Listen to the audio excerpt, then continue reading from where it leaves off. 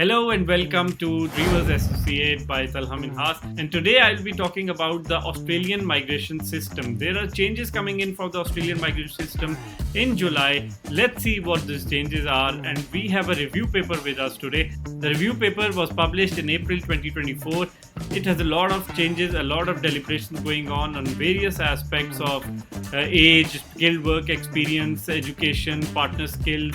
We are going through the paper which was published on April 2024 and we will go through it and let's see what the changes are. This is a discussion paper which was revealed by the Australian government, which was published by the Australian government in April 2024. The Australian government states that the point test should focus on our objectives for the migration system. The 5 core objectives that underpin Australia's migration system are raising the living standards, which is very fairly common, ensuring a fair go in the workplace, building stronger Australian communities, strengthening international relationships, and making the system work by being fast and efficient. There are 3 permanent visas, which are the Skilled Independent Visa, also known as 189 Visa, Skilled Nominated Visa, which is a 190 Visa, and a Regional Skilled Work Provisional Visa, which is a 491 visa. These make up 2/3 of the Australians' permanent migration programs. The current planning levels in 2023 and 2024 were 30,375 for 189 visa, 30,400 which were later cut to 10,000 for the 190 visa, and the 32,300 for a 491 visa. The current point allocation states that the age points can be achieved a maximum of to 30, which is between of the bracket from 25 to 33 years of age, whereas skilled work experience is around 20 points, which you can get 20 points if you have an 8+ years work experience. Education is 20 points for PhD, however, bachelor's points are 15 and masters are equivalent to the bachelor's points. English proficiency points are 20 are for superior English, which is in IELTS 8 all, or in PTE academic 79+, and if you get 6 all, it is a competent English. Partner points are easily available if your partners also has an English result and a skill assessment. However, if they do not have a skill assessment, they only get 5 points. Similarly, if you are single, you will get 10 points. Australian study currently guarantees 5 points, whereas specialist education in Australia for STEM fields give you 10 points.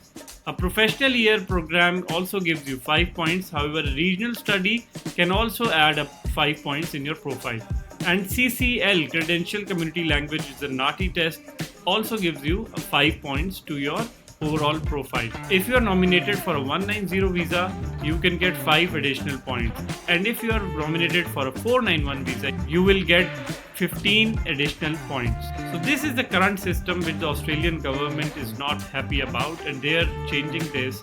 Hopefully they will transition to it smoothly. However, we believe that they would be changing it from the 1st of July, which is the next financial year. For English language, first of all, Australia is a proud multicultural and multilingual country. However, English language skills can help migrants find a job and to build their professional network and translate their skills and qualifications into the workplace. For that, the point-tested migrants need competent English is compulsory for them. However, to score better points, they need proficient or even superior English. And I believe that this point system of English language will not change much.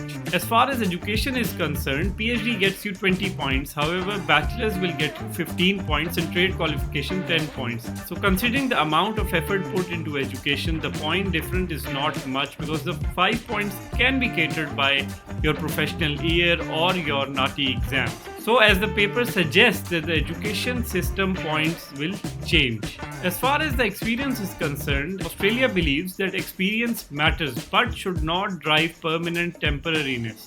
The current points test provides more points for Australian skilled work experience compared to overseas work experience and more points for longer period of experience. They also have a question of how to balance between overseas and local work experience, as overseas work experience can bring fresh perspectives and innovation to the Australian workplace. As the point test does not require a job offer in Australia, so the point test should focus on targeting the skills that Australia needs now and in the future. as it shows that the occupation most likely to work below skill level are welfare workers, accountants, translators, training and development professional, accountant journals, and financial investment advisor. Whereas the occupations which are least likely to work below their skill levels are mostly related to healthcare, such as vets, dentists, medical practitioners, physiotherapists, general medical practitioners, and resident medical officers. So Australian government will be targeting those occupations which is better for the Australia's labour market. Also, the point test could better target young migrants who will help address the challenges of aging population. Australia believes that the younger generation with much experience and better English capability are very beneficial for them in the future, because they believe that younger migrants also help grow Australia's tax base. And under the current point test, age accounts for a maximum of 30 points, but the points allocated do not reflect the way the age interacts with benefits that accrue in Australia. So as per the paper of review of point test, they will be making much more changes in the age, and they will be making it similar to the Canadian approach, because Canada uses a sliding scale method from the age when a person touches 30, whereas Australia has a very abrupt change as far as the age points are considered. Australian government also believes that the point test does not fully recognize the potential contribution of partners, because from the total 145 points, only 10 points are aimed towards the partner points. Even if the partner is experienced and they have a better English, they can only score a maximum of up to 10 points. For example, as an illustration, impact of point allocated for partners. If a partner is 44-year-old partner without post-secondary qualification, they can get competent English and score a 5 points. Whereas a cumulative who is a 28-year-old nurse with a master's in public health overseas can only contribute for up to 10 points. So Australian government believes that the greater focus on the attributes of the partners will better equip the partners to find work if they want it, and improve the labour market outcomes of secondary applicants. And at last, the Australian government believes that the transition arrangements for the point test will need to balance fairness and certainty for migrants with the need for reform. Hence, the Australian government needs regular reviews of the point test, which will make sure it contributes to deliver on its objectives. And how do you make a submission on the review of the point test? You can go to the website of Department of Home Affairs and lodge in your feedback for the review paper. However, I do not believe that it will make a lot of difference, because the Australian government has already decided on what changes it's going to make.